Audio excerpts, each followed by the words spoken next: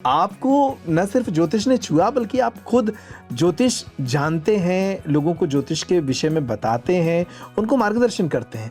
तो ये कैसे जीवन में जुड़ा ये हिस्सा? नहीं, जुड़ा हुआ है हमारे यहाँ। देखिए, जब हम कोई भी हम तो अपने देश की बात करेंगे ना। हाँ। हम काल मास की बात क्यों करेंगे? भाई, हमारा देश इतना समृद्ध है। हम जब ये कहते हैं कि भाई हमारा देश जो था सोने की चिड़िया था, हम विश्वगुरु थे, और विश्वगुरु थे, जैसे मैंने अभी आपको एक आदि शंकराचार्य का जो वसुधैव कुटुंबकम वाली जो बात है, ये पूरा संसार एक परिवार है, ये हमारे यहाँ से जाता है।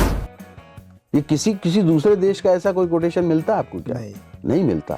दूसरा, हम सब ब्रह्म हैं, ये फिलॉसफी भारत से जाती है। कोई इस बात को कहता है क्या? कोई भी धर्म कहता है, कोई भी देश कहता है, वो बता दीजिए। हम अपने देश की बात करें, और दूसरा कोई देश ऐसा हो तो बता दे। नहीं, मेरा सवाल ये कि ज्योतिष पर आपका भरोसा कैसे टिका, और ज्योतिष इसीलिए के विज्ञान को आप कैसे स्वीकार कर इसीलिए टिका। मैंने यही तो कह रहा हूँ ना कि हम अपने देश की बात हमको क्यों नहीं माननी पड़ेगी, या अपनी क्यों नहीं करनी पड़ेगी? तो एस्ट्रोलॉजी भी हमारे सनातन परंपरा का एक हिस्सा है। नहीं, ये आपकी श्रद्धा बोल रही है या आपकी खोज बोल रही है? नहीं, श्रद्धा नहीं है, क्योंकि मैंने उसको अनुभव किया है, मैंने उसको देखा, परखा है। मतलब सिर्फ अगर मैं फ्लूक में आपसे बात करूं तो वो नहीं है, क्योंकि जब और हमारे देखिए शास्त्र प्रमाण है। मैंने अभी फिर कहा ना कि आयुर्वेद के साथ एस्ट्रोलॉजी जुड़ा हुआ था, पढ़ाया जाता था, क्योंकि वो दोनों तरह से कि मेडिसिन, अगर सिर्फ मेडिसिन देते रहेंगे तो वो काम नहीं करेगी।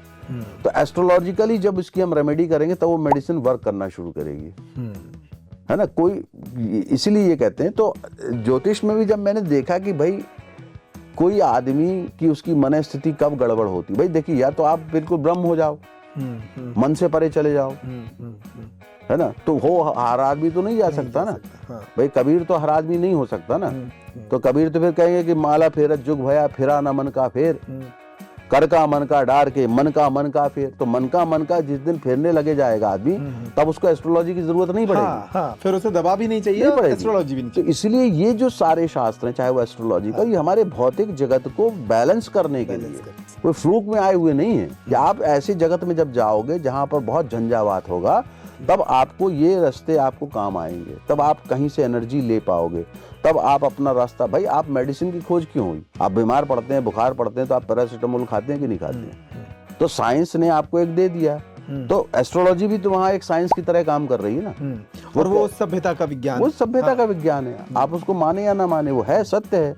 और वो ये बताता है कि भाई ये तुमको बुखार इसलिए बार बार आ रहा है, कितनी बार पैरासिटामोल खाओगे तुम? तो ये भी करके देख लो, फिर दवाई भी खा लो ना, क्या दिक्कत है?